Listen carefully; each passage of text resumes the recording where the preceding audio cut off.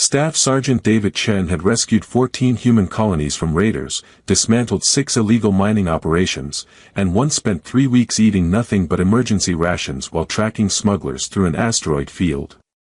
None of those experiences had prepared him for the deeply uncomfortable moment when colonist leader William Hayes approached him with what he called a token of gratitude.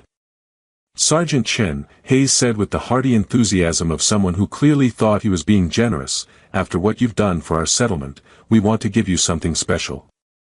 Something to make your stay at the outpost more comfortable." David's internal alarm system, finely tuned after 8 years of military service, began sending warnings that this conversation was heading somewhere he really didn't want to go. "That's not necessary, Mr. Hayes. I was just doing my job." "Nonsense. You saved our entire colony from those Crixian raiders. The least we can do is share some of the, salvage we recovered from their ship." The way Hayes emphasized salvage made David's stomach clench.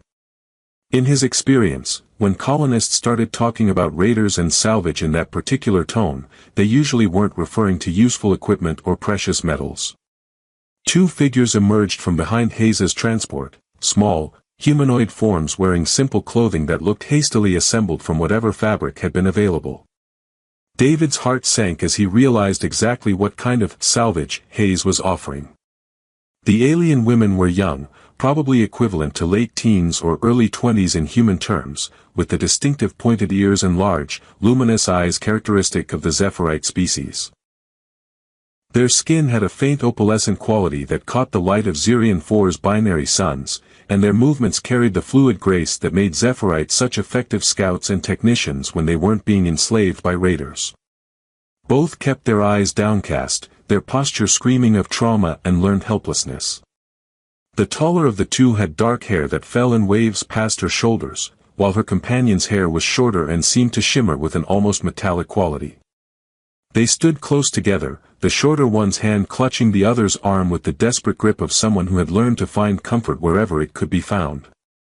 "We found them in the raider holding cells," Hayes continued with the casual tone of someone discussing livestock. "Figured a man in your position could use some help around the outpost.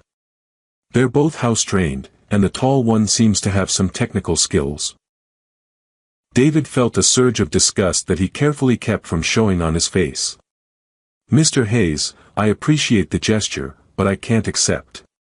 "Consider it an investment in continued colonial security," Hayes interrupted with a knowing wink. "Happy soldiers make for better protection, if you know what I mean. Besides, what else are we going to do with them? Can't exactly send them back to Zephyrite space, that's 3 sectors away, and we don't have the resources for that kind of transport." The horrible logic of the situation hit David like a physical blow. Hayes was right about one thing: the colonists probably couldn't afford to transport the women back to their homeworld.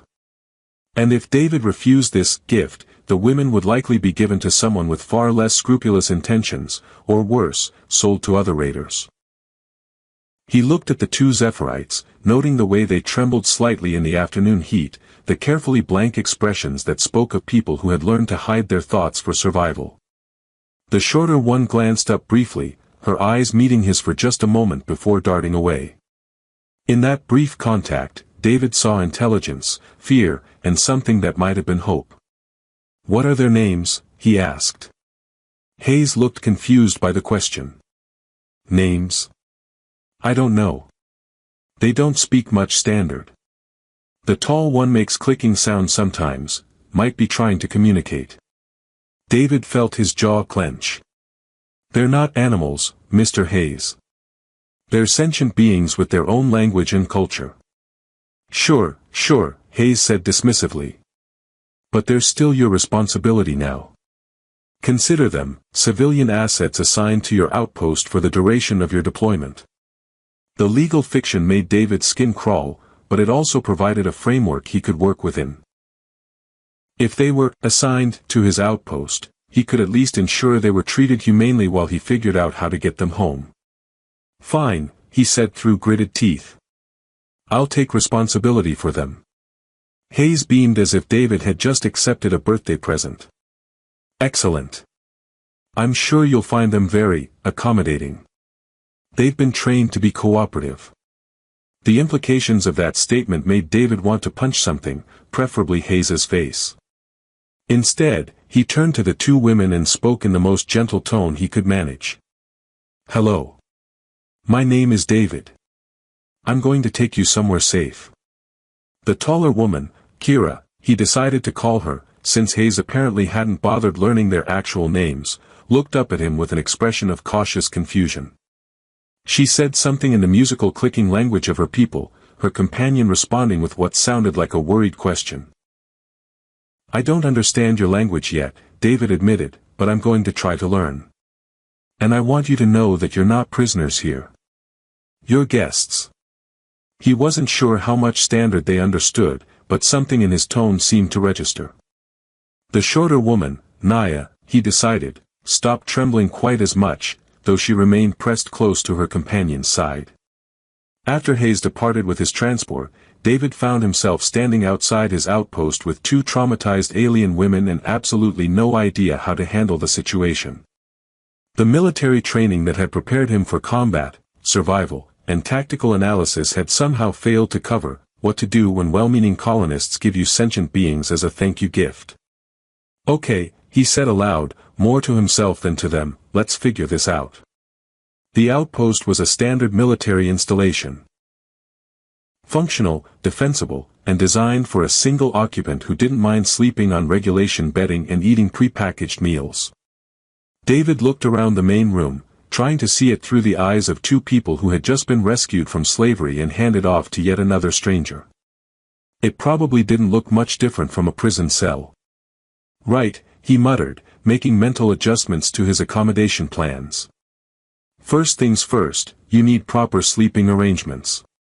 He gestured toward the main room seating area, then pointed to himself and said slowly, "David sleeps there," indicating his own quarters.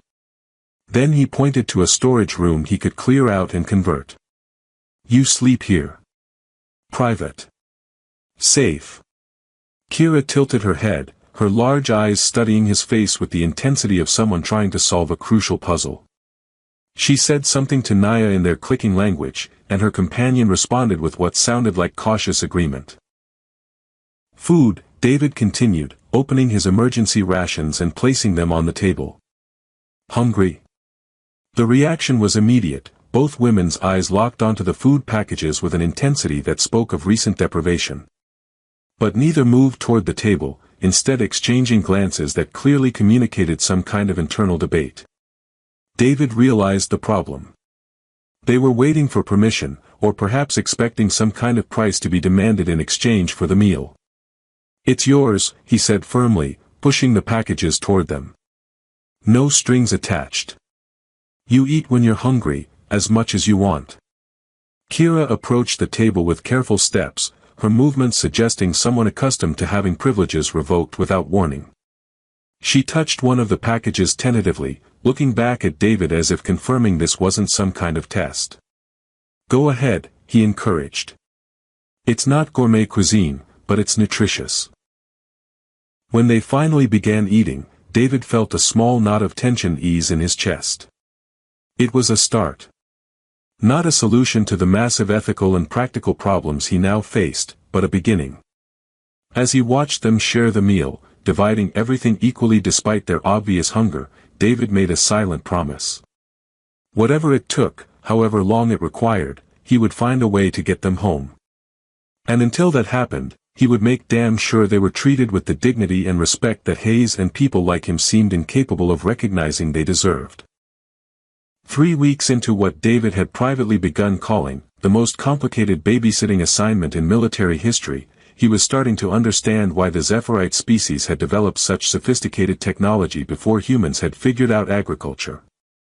Kira had somehow improved his outpost's defense grid using spare parts from a broken communication array and what appeared to be intuitive engineering genius. "That shouldn't work," David muttered, staring at his tactical display which now showed sensor coverage that exceeded manufacturer specifications by approximately 200%.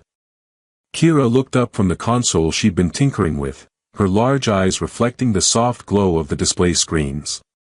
Over the past weeks, she'd grown more comfortable with direct eye contact, though she still moved with the careful precision of someone who'd learned that sudden movements could have unpleasant consequences. "Work good?" she asked in halting standard, her accent turning the simple words into something musical. "Work very good," David confirmed, still amazed by her technical abilities. "How did you know to reroute the power coupling through the secondary grid?"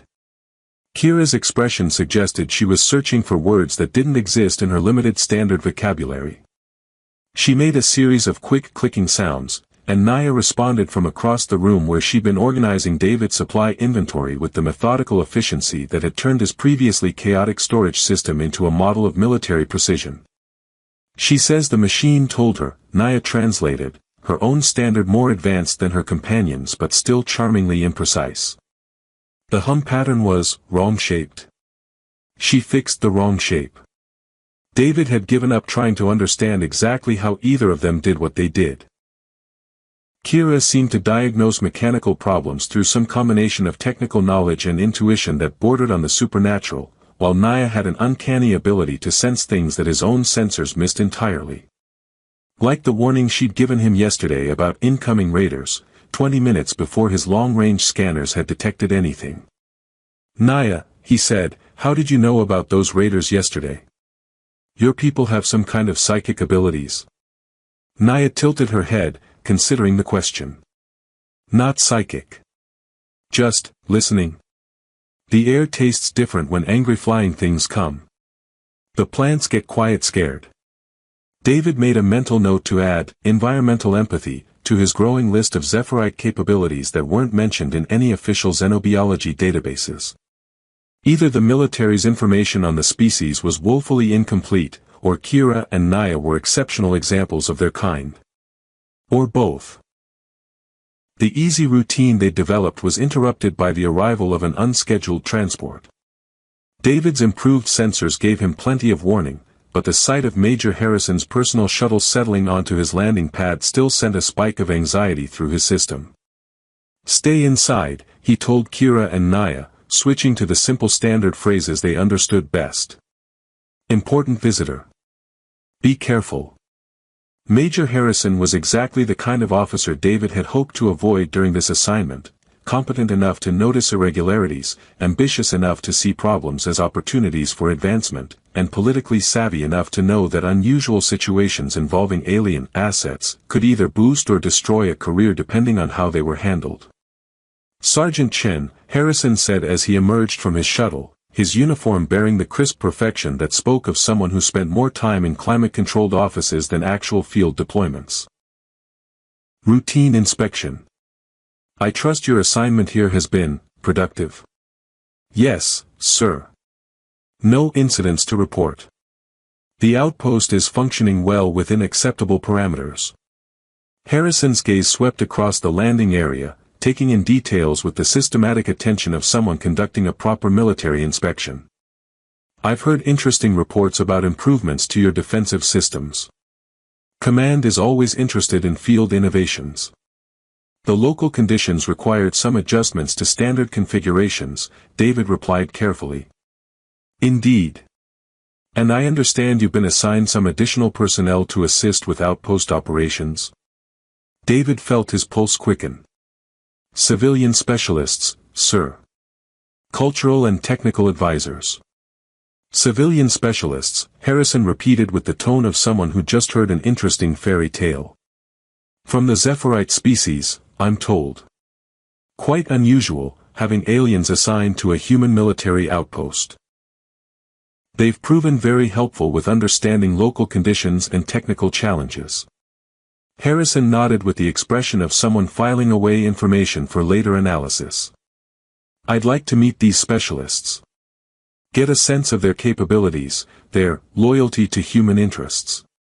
David's stomach clenched, but there was no reasonable way to refuse a direct request from a superior officer. "Of course, sir. They're inside reviewing supply inventories." As they entered the outpost, David caught sight of Kira and Naya standing near the main console, their posture suggesting they'd been monitoring the conversation through the external sensors. Both had adopted the carefully neutral expressions he'd learned to recognize as their dealing with potentially dangerous humans face. Major Harrison, David said, making the introductions with as much formality as he could muster. These are our technical specialist Kira and cultural advisor Naya. Harrison studied them with the analytical gaze of someone evaluating equipment rather than people. Fascinating. How did you acquire their services, Sergeant? They were recovered from raider activities in this sector. Given their expertise and familiarity with local conditions, it seemed logical to utilize their knowledge. Utilize their knowledge, Harrison repeated. And they're here voluntarily? Yes, sir, David replied, hoping his voice sounded more confident than he felt. Harrison stepped closer to the two women, his expression taking on the predatory interest of someone who just discovered something potentially valuable. Ladies, how are you finding your accommodations here? Kira and Naya exchanged a quick glance, some silent communication passing between them before Kira responded. Safe here. Good work. Help David. Help David, Harrison mused. And if you had the opportunity to transfer to a more advanced facility? Perhaps a research installation where your unique abilities could be properly studied and documented, would you be interested in such an assignment? The change in both women was immediate and unmistakable. Kira stepped protectively closer to Naya, while Naya's hand found her companion's arm with the desperate grip David remembered from their first day at the outpost. Stay with David, Kira said firmly, her limited standard nonetheless conveying absolute certainty. Work here. Help here. I see, Harrison said, his tone carrying implications that made David's jaw clench. Sergeant Chen, perhaps we could discuss your operational procedures in private? Outside the outpost, Harrison got straight to the point. Those aren't civilian specialists, Chen. They're war salvage that's been assigned to you for personal use. I understand the appeal, but this situation has the potential to become a significant problem if it's not handled properly. Sir, they're intelligent beings who've proven invaluable for outpost operations. Their technical contributions alone have impressed command enough that several research facilities have expressed interest in acquiring them for study, Harrison interrupted. Proper study, under controlled conditions, where their abilities can be documented and their loyalty to human interests can be ensured. David felt cold anger building in his chest. They're not laboratory animals, sir. They're people who've already been traumatized by captivity. Transferring them to a research facility would be following proper protocol for handling alien assets, Harrison cut him off. I'm giving you a chance to handle this quietly, Chen. Transfer them voluntarily, with commendations for their service, and this stays off your record. Refuse, and I'll have them classified as potentially dangerous aliens requiring immediate containment and study. The threat was clear, and David realized he was facing the same impossible choice that had confronted him when Hayes first offered his gift. Accept the system's classification of Kira and Naya as property, or watch them be taken by someone with even less concern for their well-being. I need time to prepare them for the transition, David said finally. They've grown attached to this place. A sudden transfer could be traumatic. Harrison's smile held no warmth. Of course. I'll return in 72 hours to facilitate their transfer.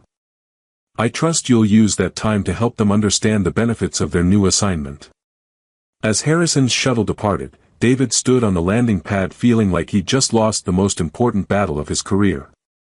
Inside the outpost, he found Kira and Naya waiting near the main console, their expressions showing they'd understood far more of the conversation than their limited standard might have suggested. David sad, Naya observed, her empathic abilities apparently extending to reading human emotions as well as environmental conditions. We go away? Kira asked, her voice small and frightened in a way that reminded David of how she'd sounded on that first day. David looked at them, two beings who'd found safety and purpose after experiencing the worst humanity had to offer, who'd contributed more to his mission in 3 weeks than most human specialists managed in months, and made a decision that would probably end his military career. No, he said firmly. We're not going to let that happen. But we're going to need to be very, very clever about how we prevent it. David had faced hostile alien raiders, survived equipment failures in deep space, and once talked his way out of a diplomatic incident involving 3 different species and a misunderstanding about territorial boundaries. None of that had prepared him for the look of absolute trust in Kira and Naya's eyes when he promised they wouldn't be taken away. "We help," Kira said with fierce determination, her technical skills already spinning toward solutions.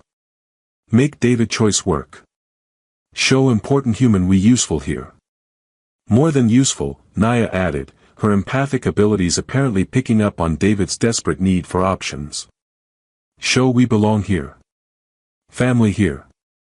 The word family hit David with unexpected emotional force. Somewhere in the past 3 weeks, these 2 traumatized aliens had stopped being his responsibility and had become, well, family was probably the right word, even if it wasn't one the military bureaucracy would understand. "Okay," he said, his tactical mind shifting into problem-solving mode. "Harrison thinks you're valuable enough that research facilities want to study you.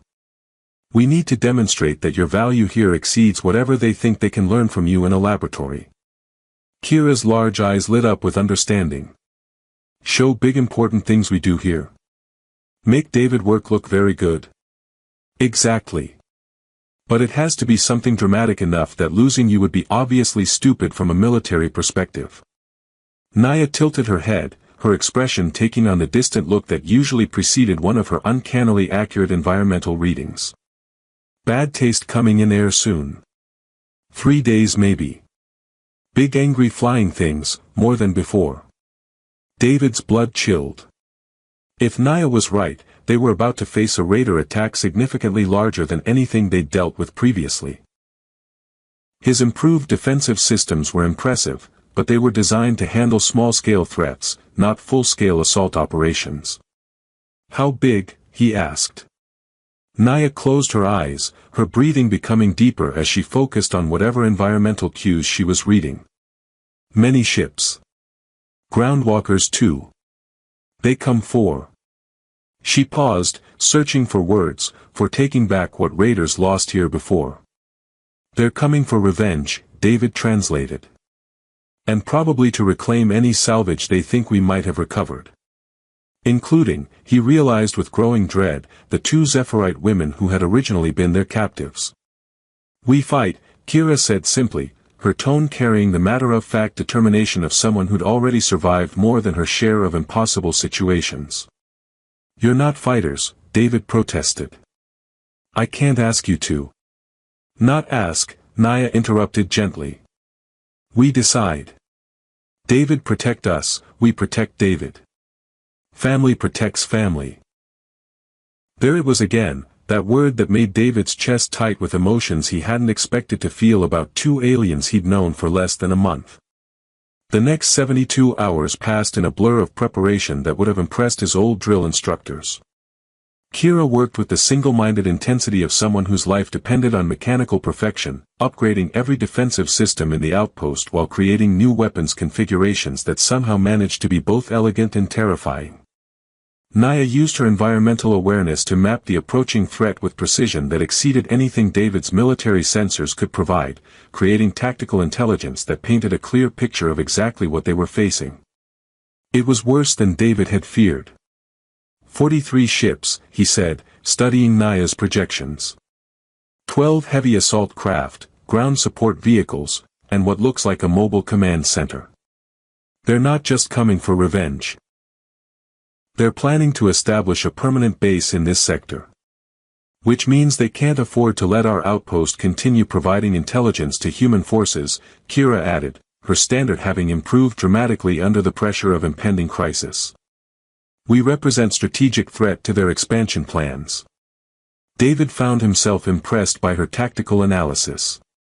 Somewhere between fixing his defense grid and preparing for battle, Kira had absorbed enough military strategy to think like a soldier. "David," Naya said quietly, "important human comes back tomorrow. Battle comes day after. Timing is." She paused, searching for the concept, connected. Not accident. The implications hit David like a physical blow. Harrison's inspection wasn't routine, it was time to remove Kira and Naya just before a major raider assault.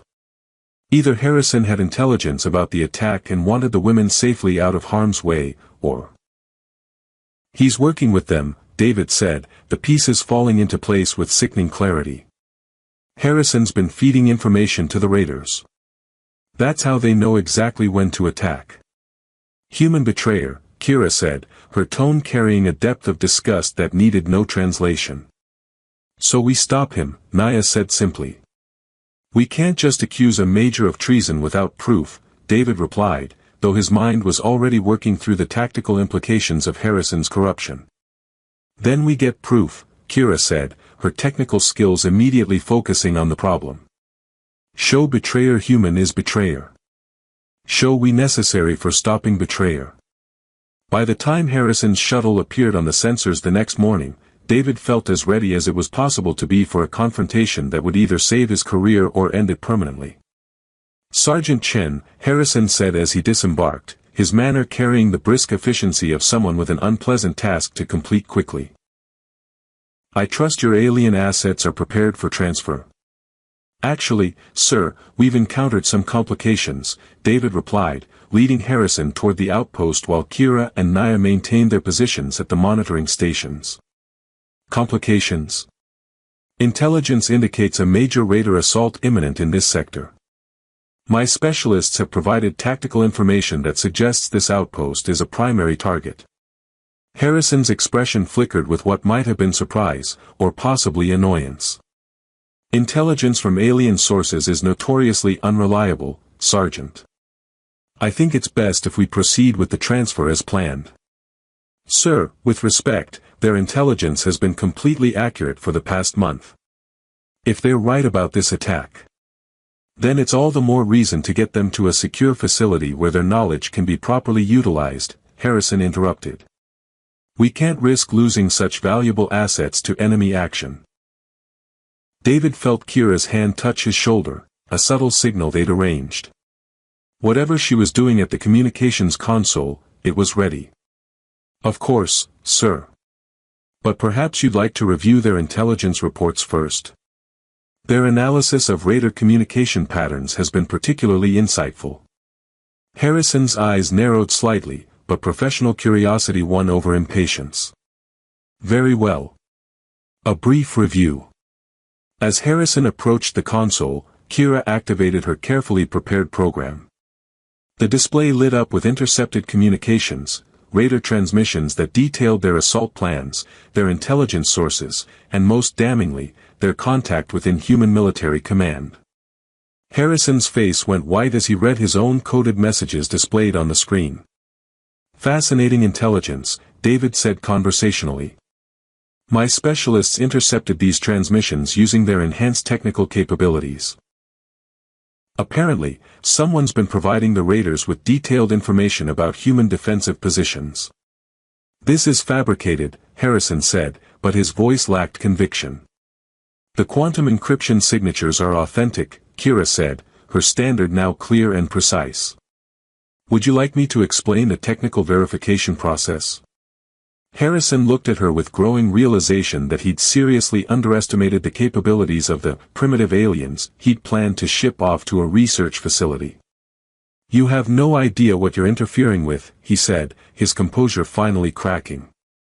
These raiders can be managed, controlled. The alternative is full-scale war across 3 sectors. The alternative, David replied, is letting my specialists do what they do best, protect human colonies from people who think sentient beings can be bought and sold like equipment. The sound of approaching ships cut through their standoff. Naya had been right about the timing. The raiders were arriving exactly when Harrison had promised to deliver Kira and Naya into their hands. 43 ships, Naya reported calmly. Just as predicted. David, we show important betrayer human how family protects family now. David looked at Harrison, who was staring at the tactical display with the dawning realization that his carefully planned betrayal was about to become a desperate fight for survival. Yes, David said, settling into his command position with Kira and Naya flanking him like they'd been born to work as a team. Let's show him how this family fights. The battle that followed redefined David's understanding of what three people could accomplish when they worked together with absolute trust and complementary abilities. Kira's technical genius turned the outpost's defensive systems into something that would have made military engineers weep with envy, while Naya's environmental awareness provided tactical intelligence that bordered on prescience. 6 ships breaking off from main formation, she reported, her eyes closed as she focused on environmental cues that David's sensors couldn't detect. Coming from behind mountain, trying quiet approach. Got them, Kira confirmed, her fingers dancing across control interfaces that she'd modified into something resembling art. Redirecting defense grid Charlie through Foxtrot. David, when you say, now, they get very surprised.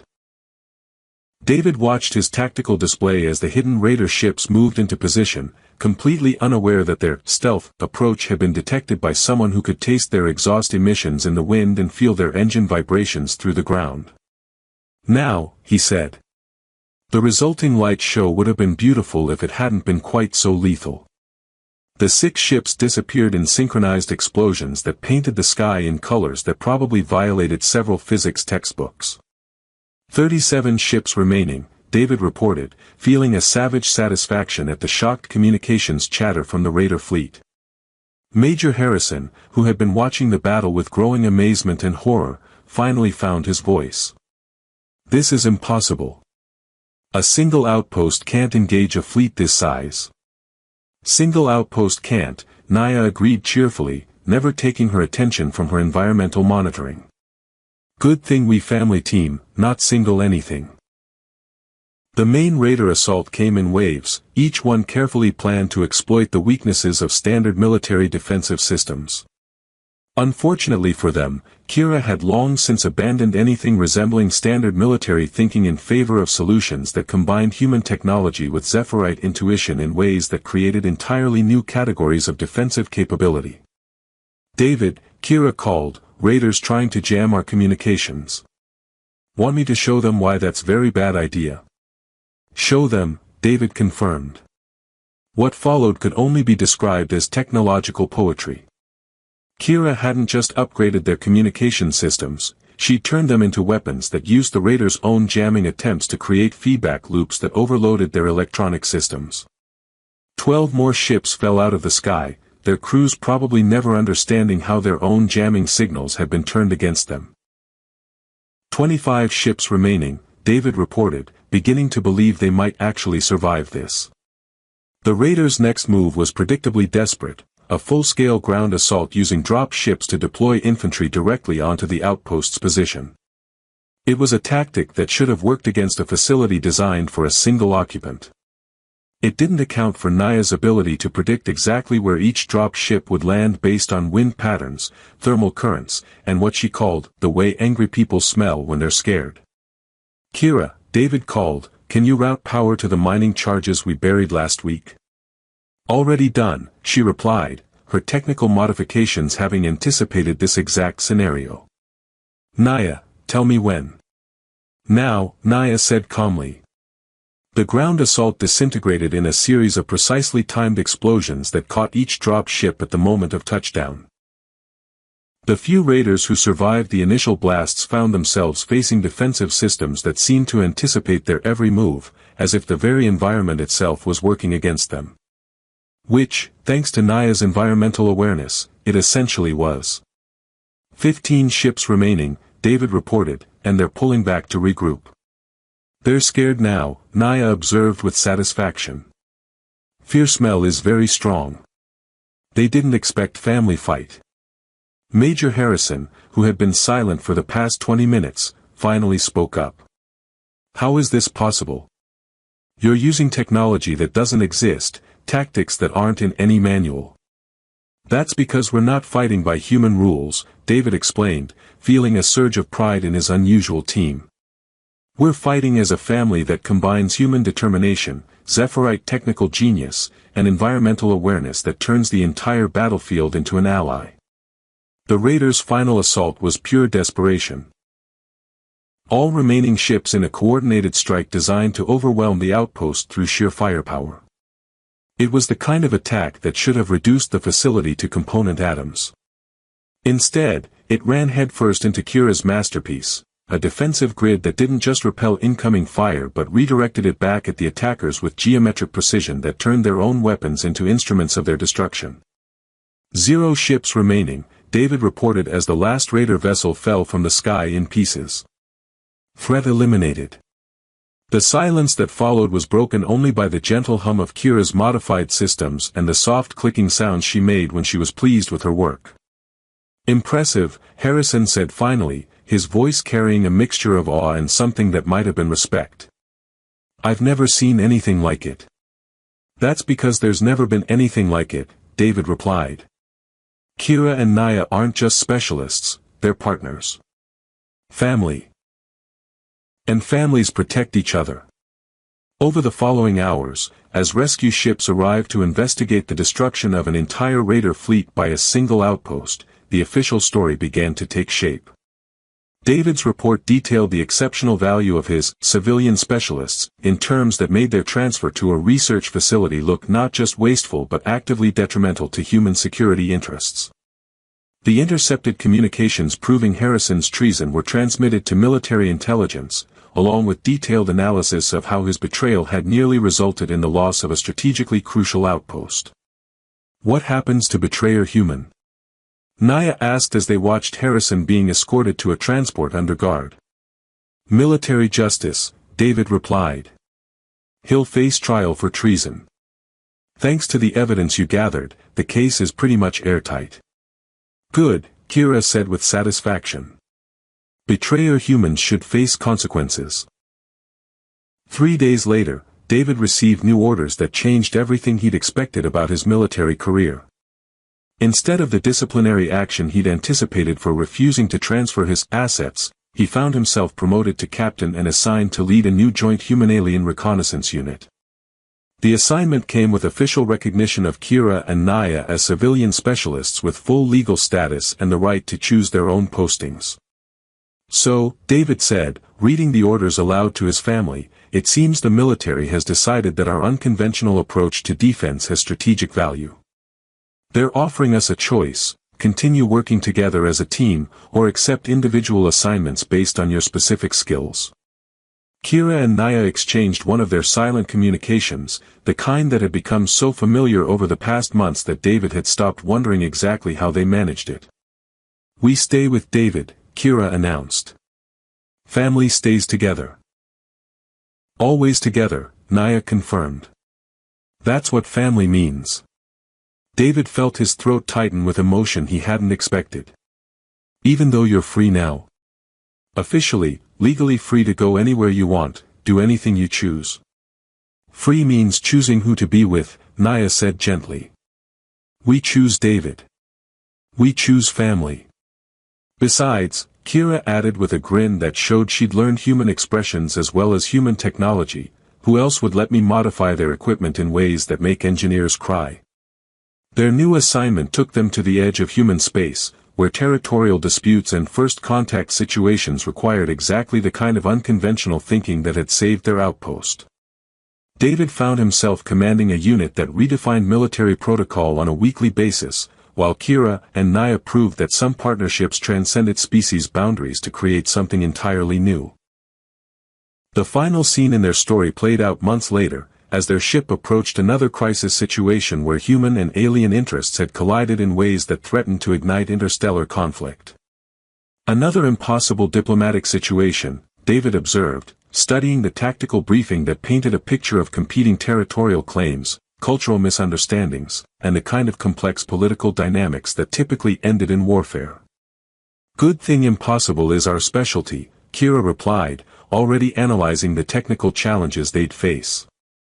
Together, nothing is impossible, Naya added, her environmental awareness already picking up the emotional currents that would guide their approach to the crisis. David looked at his partners, beings who had started as traumatized refugees and had become the most effective team he'd ever worked with, and smiled.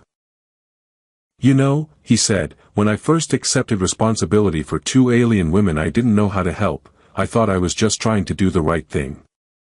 I never imagined it would become the best decision I'd ever make. Best decisions usually start with doing right thing, Naya observed with the wisdom that had made her insights so valuable. And family isn't about species or origins, Kira added, her technical modifications to their ship systems humming with the efficiency that had become their trademark. Family is about choosing to protect each other, even when it's difficult. As their ship moved toward another impossible situation that would require all their combined talents to resolve, David reflected on the strange journey that had brought them together. He'd started with orders to prevent conflicts and had ended up discovering that the most effective way to solve problems was to build connections that transcended the boundaries everyone else accepted as permanent. Sometimes the best families, he realized, were the ones you chose rather than the ones you were born into. And sometimes the greatest victories came not from conquering opponents, but from proving that cooperation could accomplish things that no individual, human or alien, could achieve alone.